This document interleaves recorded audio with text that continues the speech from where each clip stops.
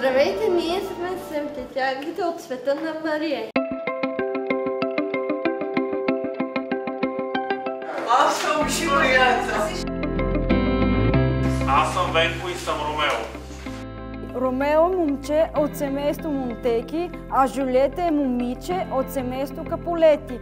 И двамата са млади и много красиви. Двете семейства, Монтеки и Капулети, и техните роднини постоянно воюват. Аз съм Алекс и съм разказвач. Аз съм Кери и съм той като. Аз съм Вяра и най-прекрасната Тея. Сега почва най-сериозната част.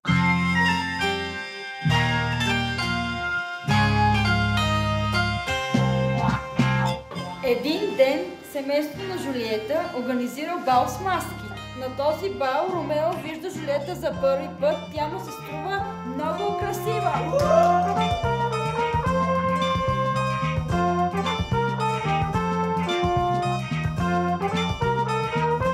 Ромео и Жулиета се влюбват веднага.